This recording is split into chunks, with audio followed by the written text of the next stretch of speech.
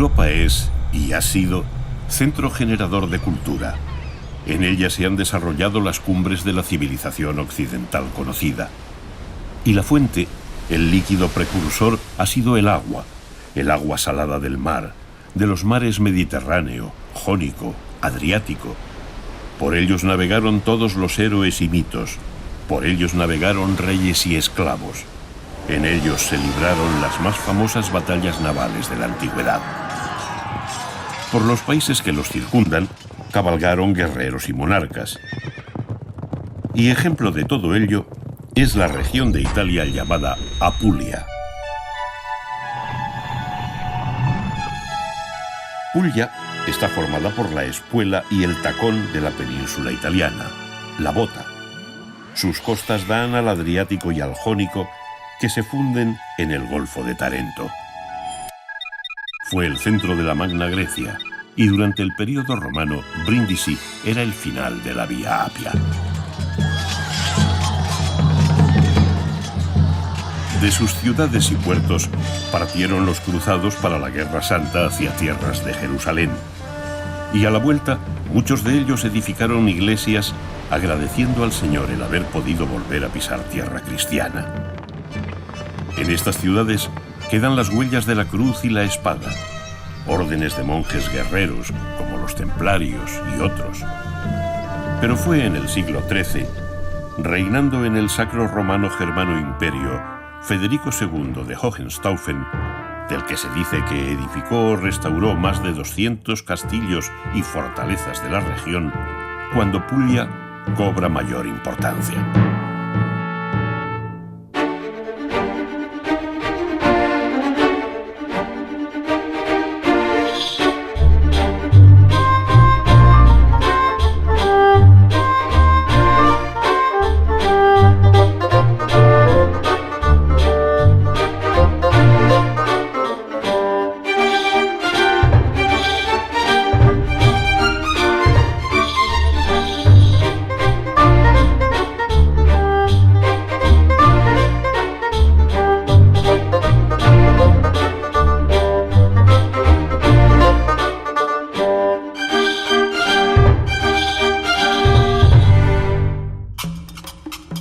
Bari, la capital de Puglia, fue fundada por los ilirios, eternos enemigos de Roma, ocupada por griegos y romanos, disputada su posición estratégica por lombardos, turcos y bizantinos, quienes convirtieron el pequeño puerto de Barium en una gran ciudad.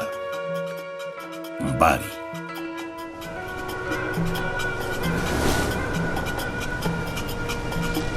Hoy son otras las naves que surcan estas aguas. Ya no son trirremes, ni galeras, ni galeones, sino barcos de pesca, cargueros o buques para el placer. Y Bari nos aparece como un puerto lleno de vida, trabajo y alegría.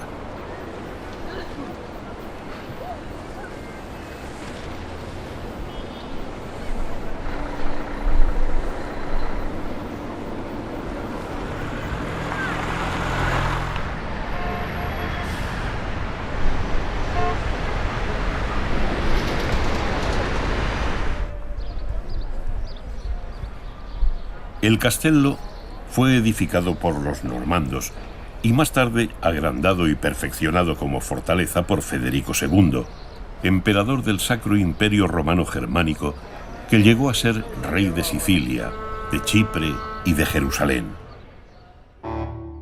Grandioso personaje de extraordinarias cualidades y carácter fuerte y excéntrico que le hizo merecedor del sobrenombre Stupor Mundi, el asombro del mundo. 200 años más tarde, vivió en él por propio derecho pues era duquesa de Bari, Isabel de Nápoles. El pueblo la quería por su vida desgraciada y romántica. Viuda muy joven, apenas estuvo casada 6 años con su primo, Galeazzo Sforza, de quien se dice que murió por hacer uso inmoderado del coito. Producto de estos amores fue una niña, Bona Sforza, cuyos restos reposan aquí en Bari, en la Basílica de San Nicolás, que fue construida para albergar los restos del santo, aunque entonces Nicolás todavía no lo era de Bari, sino de Mira, en Turquía, donde sus restos descansaban en relativa calma. Al ser conquistada Turquía por los musulmanes, un grupo de pescadores sacaron los restos de San Nicola y se los llevaron a Bari. Era un hombre bueno y milagrero, y algunos de sus portentos todavía se recuerdan, como el de hacer resucitar a 3 niños que un hostelero había asesinado y estaba a punto de servir como menú a sus clientes. Por eso se le suele representar junto a 3 niños en una cazuela. O cuando supo de 3 honestas hermanitas que pretendían casarse y no tenían para pagar su dote. Era Navidad y la costumbre mandaba dejar las medias de los niños y familia colgando de la repisa de la chimenea. Esa noche entró San Nicola por la ventana y dejó en las medias de las jóvenes monedas suficientes para pagar su dote. De ahí proviene la leyenda de San Nicolás, que trae los regalos en Navidad entrando por la chimenea. Con el tiempo el nombre fue tomando la sonoridad de otros países más al norte y ha acabado siendo Santa Claus, San Nicolau, que los niños esperan hoy en Nochebuena. Tras estas rejas del altar se guardan las reliquias del santo.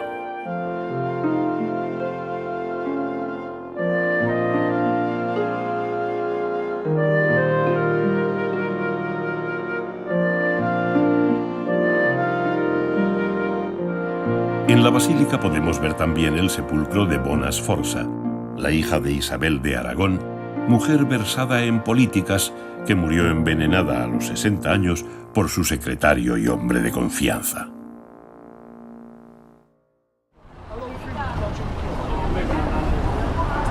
Bari, como todas las ciudades de Italia, es una ciudad alegre y expansiva, donde los comerciantes ofrecen sus mercancías en la calle a los paseantes.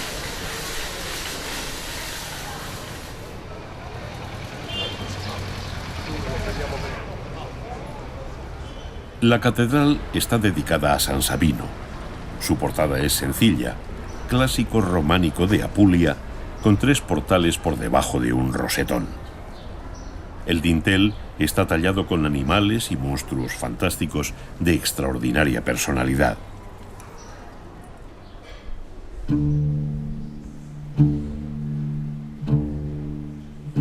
Destruida en el siglo XI, fue reconstruida 100 años después.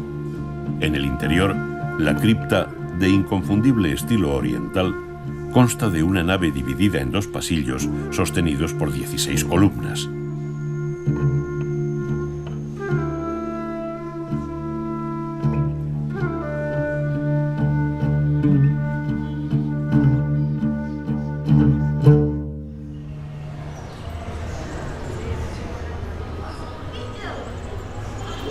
La luz mediterránea pide calle. La vida, pues, se hace en el exterior. Y en el exterior trabajan las mujeres las deliciosas pastas de la región, orecchetti, cavatelli, troccoli, que fabrican a mano con trigo duro, agua y sal. Estas orecchiette, de la calle de las Orecchiette, es una tradición que se transmite de madres a hijas y a nietas.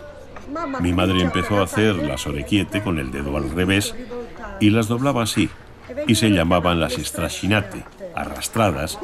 Después se han llamado orecchiette.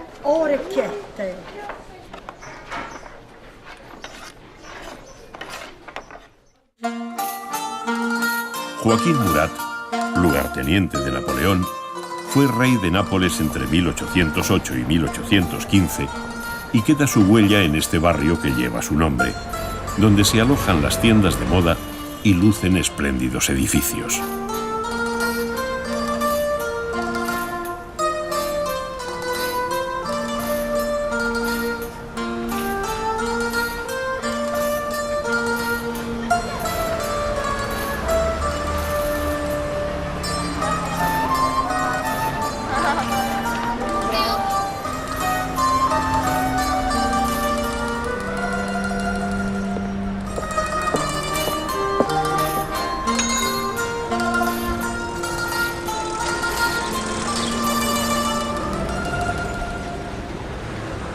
Con el barrio de Murat desentona esta otra arquitectura, tristona y burocrática, de la época de Mussolini.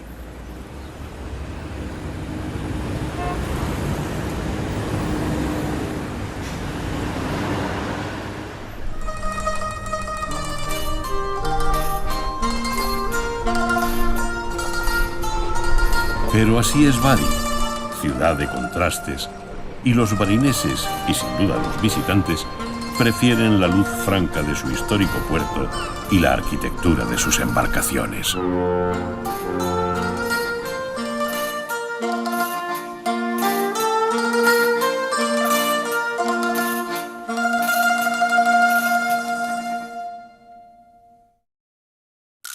El promontorio o península del Gárgano, situado en el norte de la región de Puglia, representa la espuela en la bota de Italia.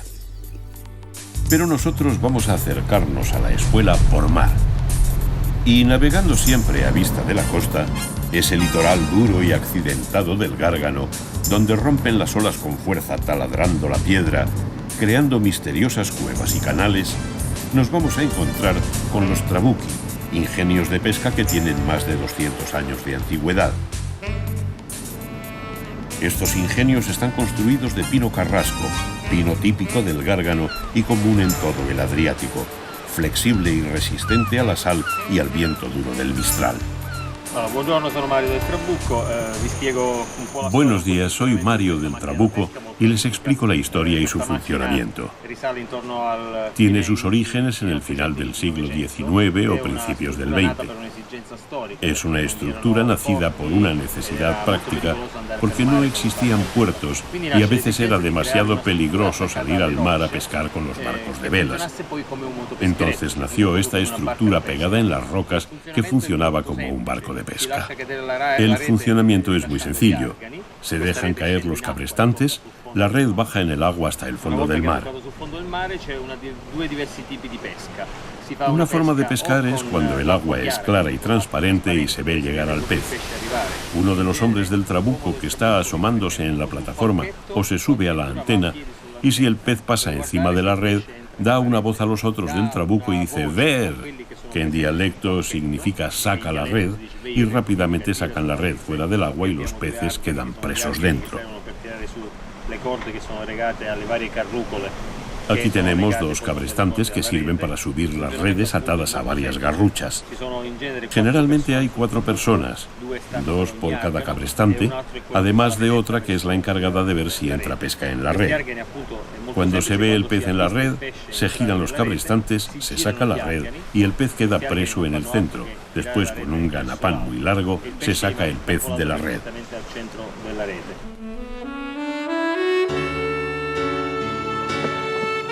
Hoy, muchos de estos trabucchi se han convertido en agradables restaurantes.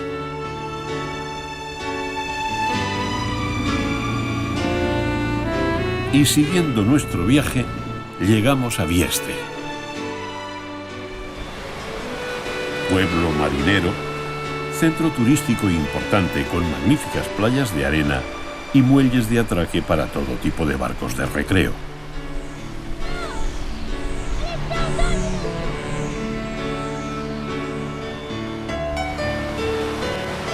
Estratégicamente situado, fue en el pasado víctima de muchos ataques. En el pueblo podemos ver la Chianga Mer, la Roca Amarga, donde es fama que los piratas turcos pasaron por las armas a gran parte de su población. Dice la leyenda que en determinadas fechas la Chianga Mer enrojece por aquella sangre derramada. Pero pocos lo han visto realmente.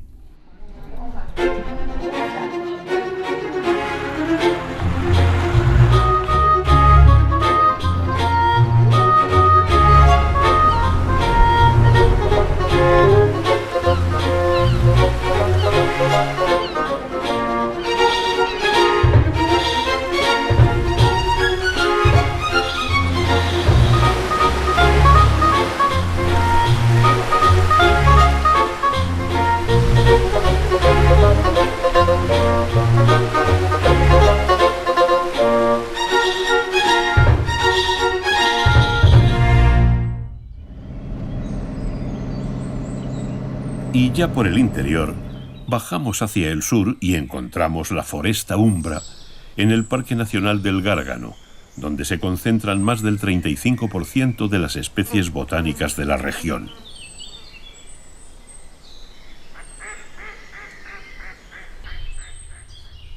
Un oasis de bosque y vida animal que reposa el espíritu.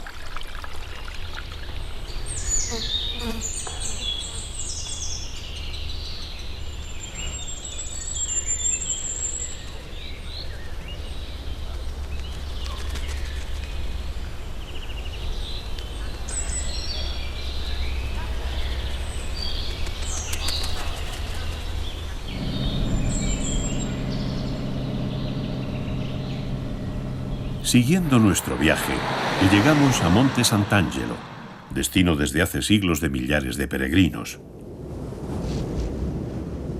El pueblo aparece como colgado de un barranco, vertical, con las casas tan pegadas entre sí que casi podría caminarse por sus techos.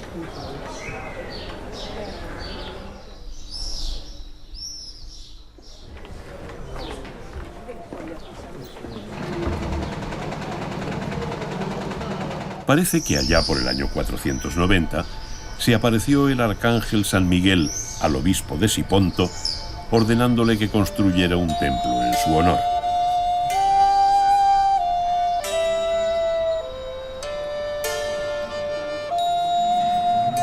Esta gruta, el punto de la aparición, es el origen del pueblo, que terminó siendo lugar de peregrinaje, el final de una ruta llamada Camino del Ángel, que empezaba en Normandía y pasaba también por Roma.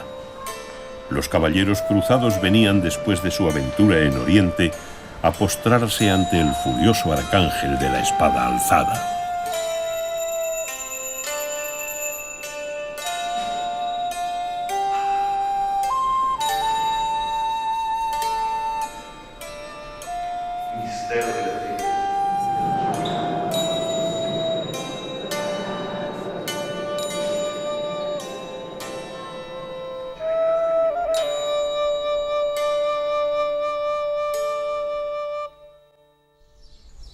Sobre las ruinas de un castillo de origen normando, construyó una fortaleza casi inexpugnable Federico II.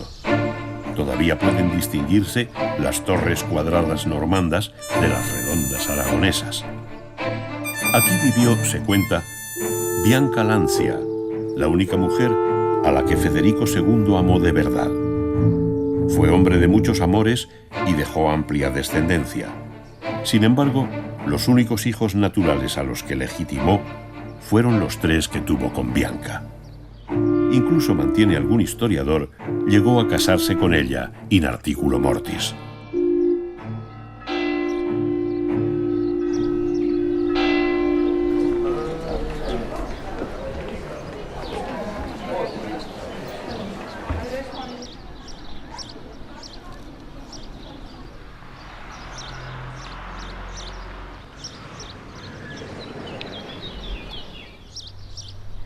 Y siguiendo por el interior el camino hacia el sur, como si volviéramos a Bari, llegamos a Castel del Monte, seguramente el lugar preferido del hombre a quien llamaron Stupor Mundi, y donde más a gusto se encontró nunca. Por eso mereció también otro sobrenombre, Puer Pulia, hijo de Apulia, por su amor por esta región a la que vino a refugiarse siempre que pudo. La forma octogonal del castillo recuerda la de la propia corona del imperio que él ceñía. 8 esquinas tiene también la capilla de Aquisgrán, donde fue coronado este personaje extraordinario que se llevaba mal con el poder papal y fue excomulgado en 2 ocasiones, que dominaba 9 idiomas y tenía fama de taumaturgo y alquimista. Curioso es que de todas sus ventanas de 2 arcos se destaque una, de 3, que algunos han llamado la ventana del amor. En cualquier caso, aquí gustaba de refugiarse y dedicarse a la cetrería, en la gran llanura de las Murge, que se divisa casi entera desde el castillo. arte a la que fue muy aficionado y entendido, tanto que incluso llegó a escribir un tratado sobre ella, De arte venandi cum avibus, o el arte de la cetrería.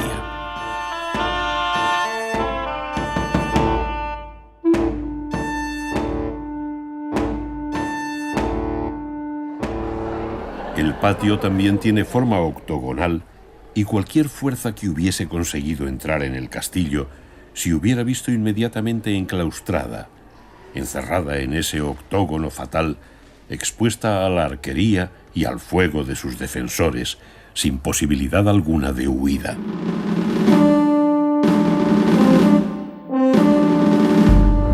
El interior contaba con un sistema de comunicación muy complejo. Las estancias hacían las veces de pasillos y los pasillos las de habitaciones, conectándose entre ellos de manera laberíntica, de forma que para alguien que no conociera la fortaleza era fácil perderse en ella. Se considera que el emperador quería protegerse de atentados y que por ello, para llegar hasta sus habitaciones o a la sala del trono, había que atravesar una infinidad de cuartos, de forma que cualquier intruso era descubierto a tiempo por los soldados de guardia. Es posible que el emperador concretara en la sorprendente construcción de esta fortaleza secretos y misterios cuyo mágico hermetismo la hacían aún más temible y aterradora. Castel del Monte fue declarado Patrimonio de la Humanidad en 1996. Lo contrario de Castel del Monte es Trani, un puerto turístico abierto a la luz y a la alegría, donde van de la mano como naipes barajándose antigüedad y actualidad. Ayer, puerto importante de salida de los caballeros cruzados que iban a hacer la Guerra Santa. Hoy, lugar de ocio y esparcimiento.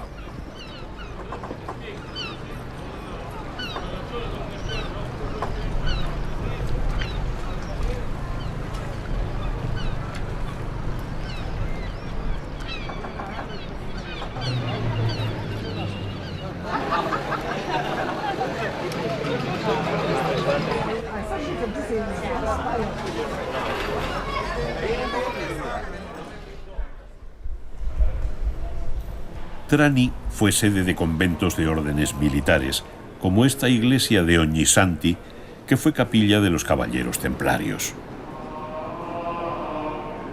Pero, como decíamos, a pocos metros de ella, hoy lugareños y turistas disfrutan del baño y del sol.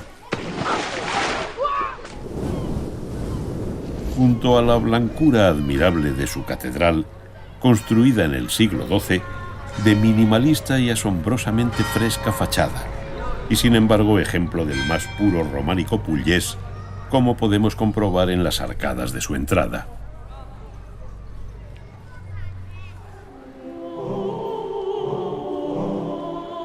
En el interior, las naves son de estilo normando.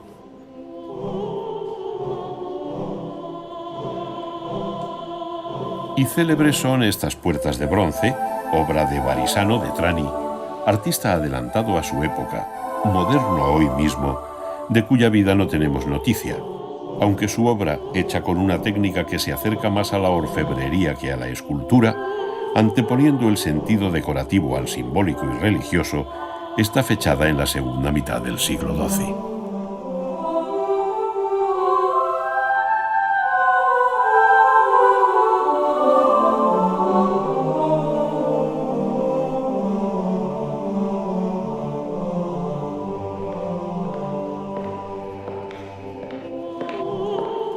La catedral de Trani, que salpica la espuma de las olas del mar.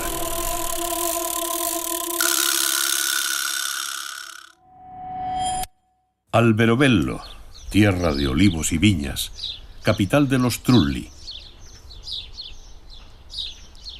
Los Trulli son construcciones tradicionales del valle de Itria, símbolo de la región entera. Su origen se pierde en el tiempo, pero es probable que provenga de las tumbas circulares etruscas. Lo cierto es que hoy son casas habitables y sorprendentes. Il Museo del Territorio El Museo del Territorio de Alberobello es seguramente un ejemplo importante para entender la evolución de las construcciones en seco de la ciudad de Alberobello. De hecho, en esta maqueta son bastante evidentes los distintos tipos de construcción que han ido apareciendo en el tiempo.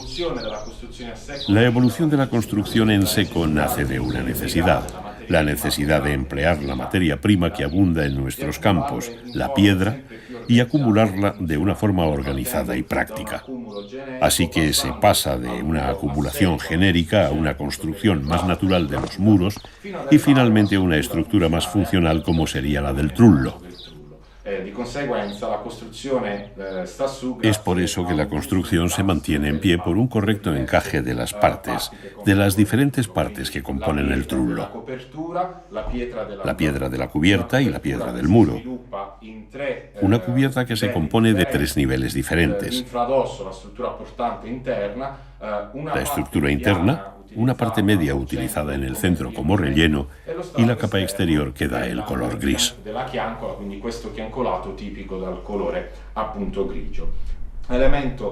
Desde luego, un elemento interesante de nuestras construcciones es el pináculo, la parte de terminación de nuestros conos. El pináculo es un elemento decorativo en una estructura eminentemente monótona y anónima. En Alberobello, el elemento verdaderamente excepcional es el hecho de que estas estructuras han estado habitadas desde el siglo XVII. Aún hoy, el trullo, monumento declarado Patrimonio de la Humanidad por la UNESCO en 1996, es una vivienda. Parte de nuestros habitantes vive todavía en estas estructuras.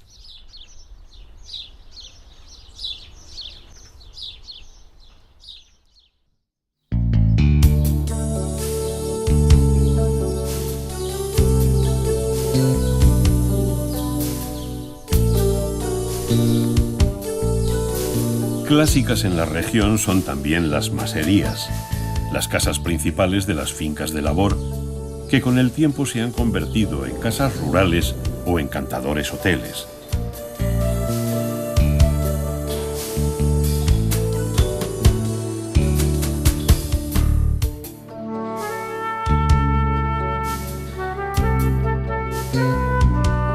Incluso alguno cuenta con su propia y antiquísima capilla, como lo atestiguan estos frescos bizantinos.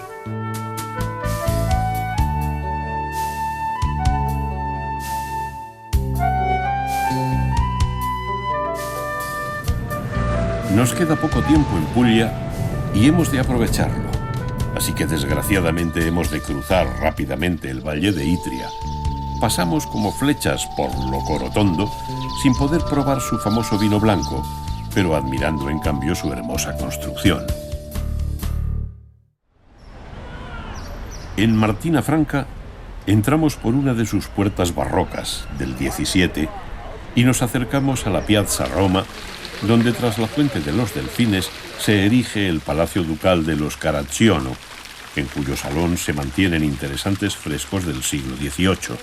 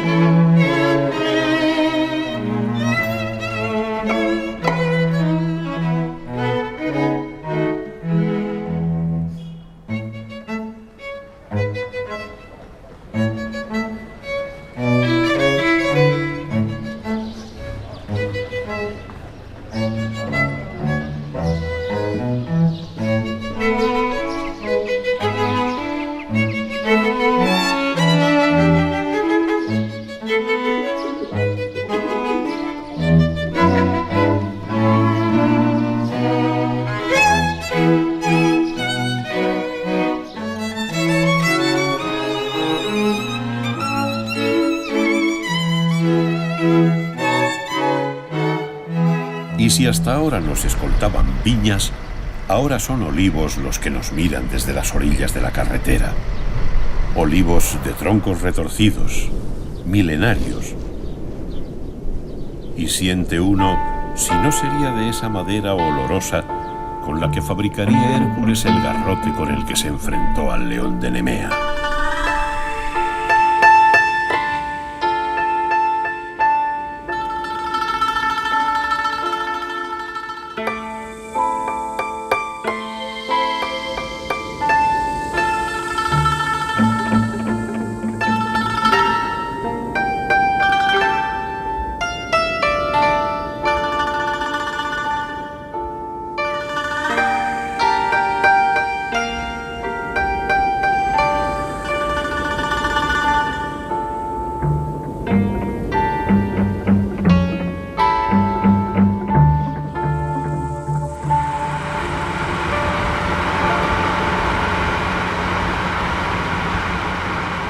Cuando ya se huele el agua salada del mar, avistamos sobre una colina la llamada Ciudad Blanca, Ostuni.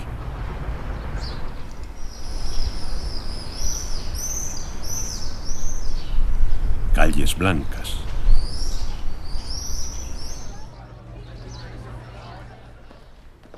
Blanca también su Recoleta Catedral, con su rosetón central, cuya decoración ilustra el paso del tiempo.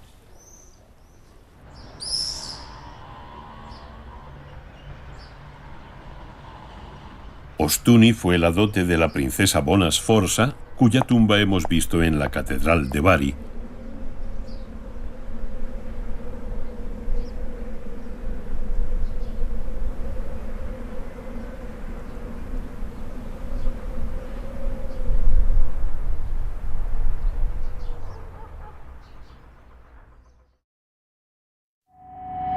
El Salento es la comarca formada por la extremidad sudeste de la región italiana de Apulia, también conocida como el Tacón de la Bota. Se considera a Lecce capital del Salento. La columna de San Oronzo, patrón de la ciudad, que sufrió martirio cuando el emperador Nerón, se levanta en el centro de la plaza del mismo nombre, dominando hoy el anfiteatro romano del siglo II. Junto a él estuvo siempre, aun ignorándolo, pues el anfiteatro no se descubrió hasta 1938.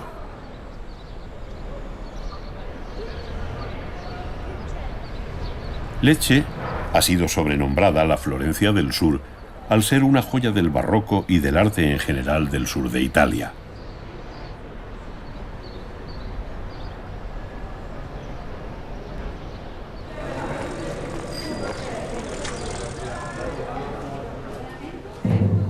La Puerta Napoli, en la muralla de Lecce, se construyó como un arco de triunfo para celebrar la llegada del emperador Carlos I de España y V de Alemania. En el frontón se celebran los triunfos del ilustre visitante y sobre él luce el escudo de los Habsburgo con el águila bicéfala. Pero tan grande como el emperador fue el artista Giuseppe Címbalo, que vivió 90 años y fue el padre de lo que se ha llamado el barroco de Lecce. A él y a su sobrino se debe parte de la fachada de la Santa Croce, en la que destacan esas cariátides zoomorfas, los turcos arrodillados y soportando el peso del sagrado monumento.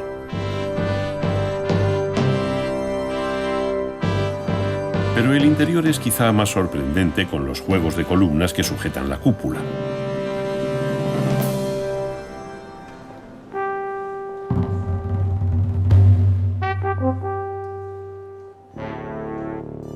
Es la calidad de la piedra local utilizada, la piedra de Lecce, caliza suave y sin embargo compacta, lo que permite el labrarla de esa manera tan fina y conseguir la filigrana que construye el barroco. Los capiteles se liberan de las típicas hojas de acanto y dibujan flores, frutas, ángeles, aves.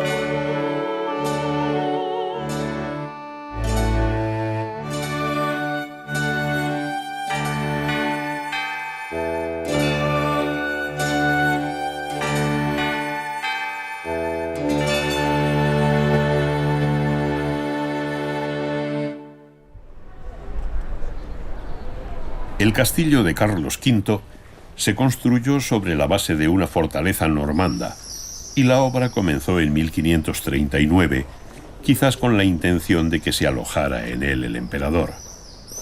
Desgraciadamente, a pesar de su voluntad bien demostrada de querer visitar Lecce y Otranto, el emperador nunca llegó a venir.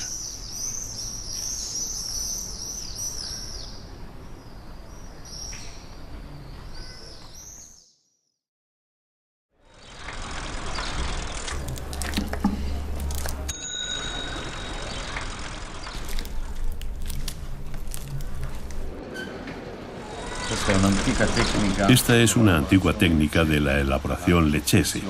Se utiliza un papel hecho de tela y cartón elaborado en una antigua papelera de Amalfi. Como se moldeaba en el siglo XVIII, momento en el que nació esta técnica, así se sigue trabajando hoy. Misma técnica, mismos materiales. Esta es una figura de un rey mago que se usaba para adornar los pesebres belenes de las antiguas nobles familias de Lecce y Salento, porque un pesebre belén en papel maché es un orgullo para la aristocracia salentina.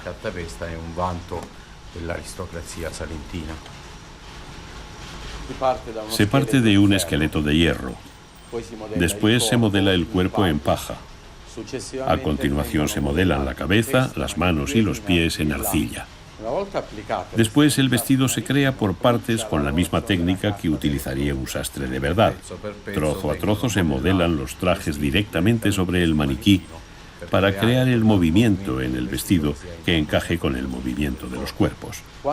Cuando seca el traje, se pasa a la fase más característica llamada focchellatura. Se van haciendo quemaduras, pasando un hierro incandescente para alisar las arrugas que aparecen durante la elaboración. Se pintan con pinturas al óleo. Después se completan con objetos modelados en arcilla, como ánforas, pan, fruta, para representar la antigua vida popular de Salento, en muchos casos ya desaparecida.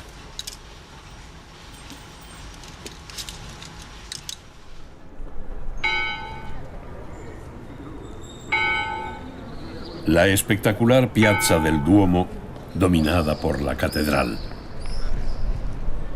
La catedral de Lecce data del 1144, pero fue rediseñada por el arquitecto Giuseppe Címbalo entre 1659 y 1670.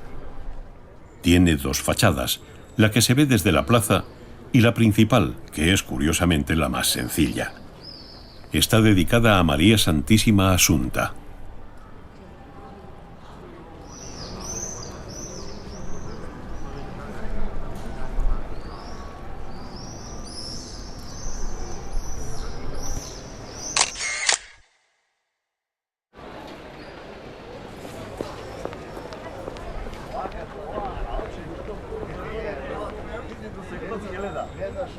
El último proyecto de Címbalo, casi a sus 90 años, y que no pudo ver acabado, fue la iglesia de San Juan Bautista, lo que se considera máximo exponente del barroco leccese, influenciado sin duda por el plateresco español.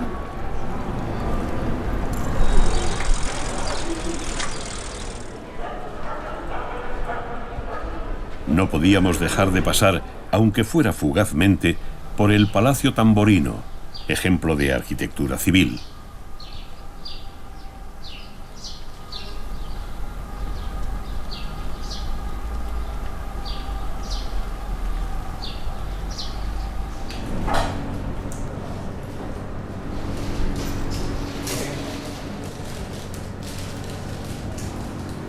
Y llenando las bolsas con las típicas pastas de la región, salimos por la Puerta Rubiae con la esperanza de que en el resto del viaje nos acompañe la bendición de San Oronzo, patrón de la llamada Florencia del Sur, Lecce.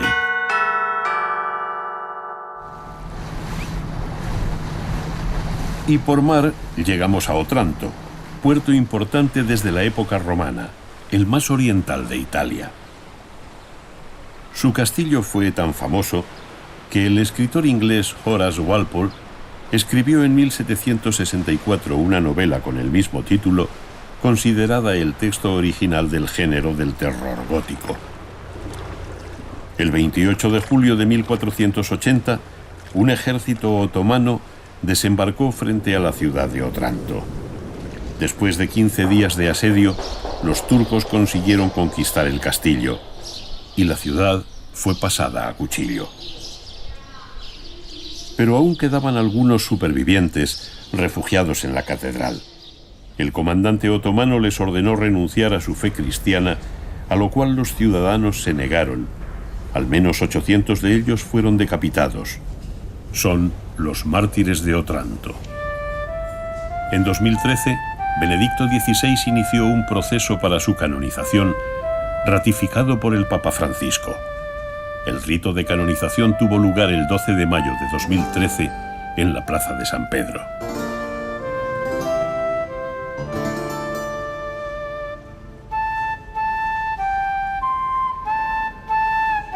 Quizás para contrarrestar tanto horror, en el suelo de la Catedral de la Anunciación destaca el mosaico bizantino realizado por el monje Pantaleone alrededor del año 1165, donde está representado el árbol de la vida, mezclando episodios sacros y profanos.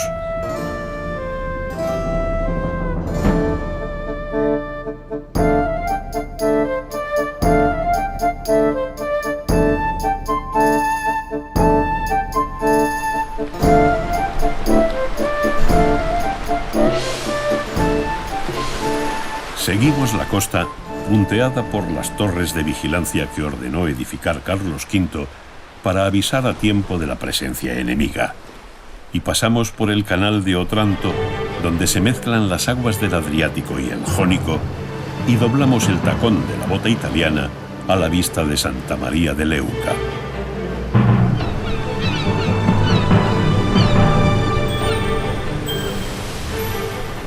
Para llegar a Gallipoli, puerto importante, codiciado históricamente, que sufrió especialmente en las dos últimas guerras mundiales.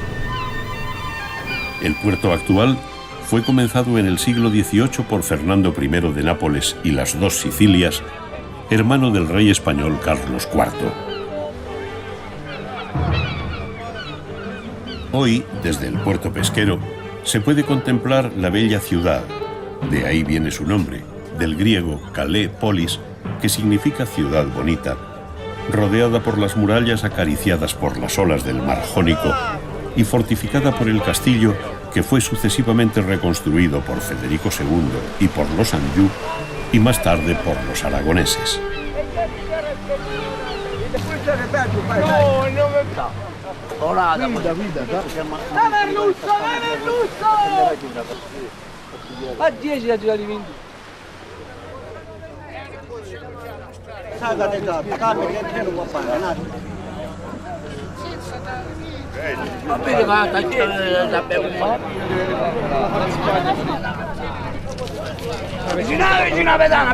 Gallipoli fue desde tiempo de los griegos.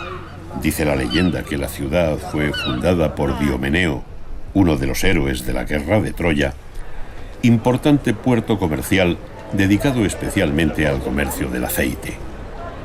Hasta el siglo XIX, a sus habitantes les gustaba decir que con el aceite de Gallipoli se iluminaban las grandes ciudades de Europa. En la zona siguen produciéndose excelentes aceites apreciados en la gastronomía mundial y se puede visitar alguna de sus antiguas almazaras.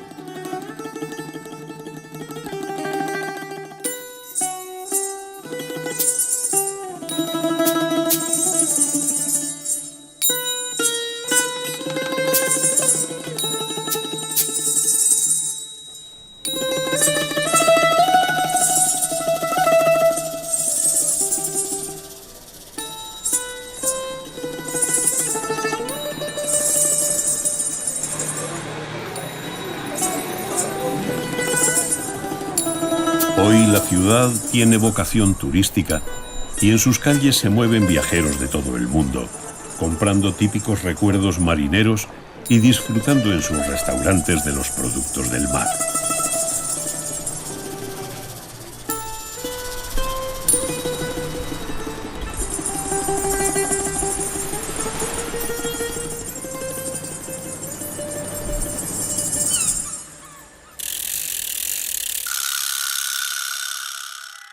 y en el interior del Salento está Galatina y la iglesia de San Pedro y San Pablo.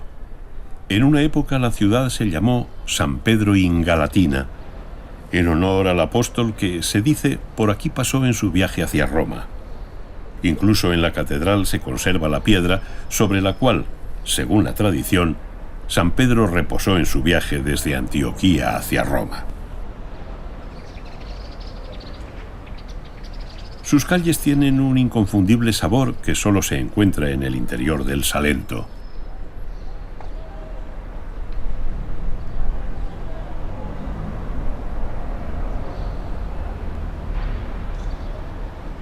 La iglesia de Santa Catalina de Alejandría se construyó por orden de Raimondello del Balso Orsini, casado con María de Enghien, condesa de Lecce, tras regresar de luchar en Tierra Santa. Los frescos se pintaron, parece ser, por voluntad de su esposa.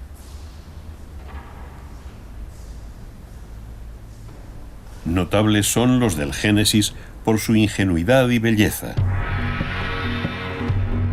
Y dijo Dios: hagamos al ser humano a nuestra imagen, como semejanza nuestra, y manden en los peces del mar y en las aves de los cielos, y en las bestias y en todas las alimañas terrestres, y en todas las sierpes que serpean por la tierra. Creó pues Dios al ser humano a imagen suya, a imagen de Dios le creó, macho y hembra los creó. Santa Catalina nació hacia el 290 en el seno de una familia noble de Alejandría. Fue martirizada por el emperador Magencio al negarse a hacer sacrificios a los dioses. El emperador ordenó que torturaran a Catalina con una máquina de ruedas guarnecidas con cuchillas afiladas. Pero las ruedas se rompieron al tocar el cuerpo de Catalina, quien salió ilesa. Entonces el emperador ordenó decapitarla.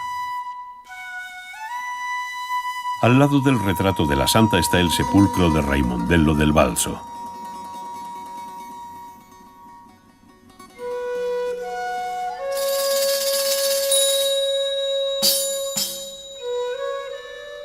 En una de las capillas laterales podemos ver uno de los crucifijos más impresionantes de la estatuaria católica.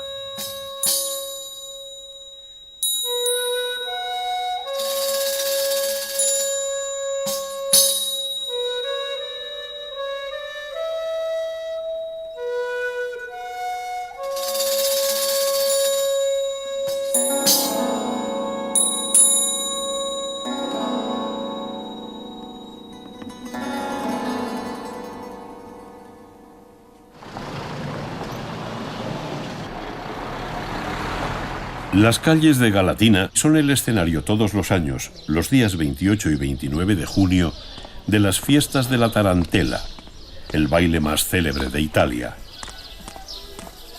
Desde muy antiguo, hasta mediados del siglo pasado, más o menos, se creía popularmente que bailar el solo obsesivo de la tarantela hasta caer agotada o en trance curaba un tipo de locura producido por la picadura de la tarántula mediterránea, la llamada araña lobo, Lycosis tarantula. Las picadas solían ser en su inmensa mayoría mujeres que trabajaban en el campo, y es muy probable que la supuesta picadura justificara casos de depresión o neurastenia.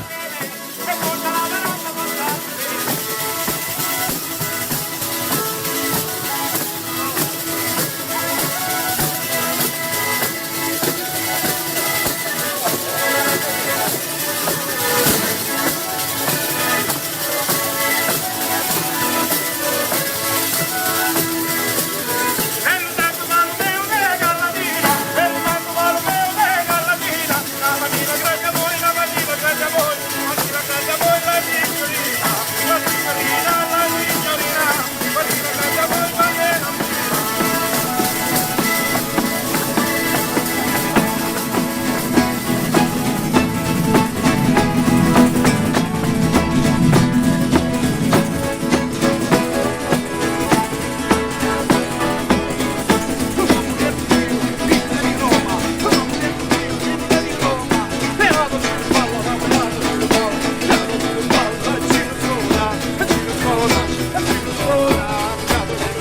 Hoy, tiempos más claros, la Noche de la Taranta es el festival de la música popular del Salento, de Puglia y de toda Italia.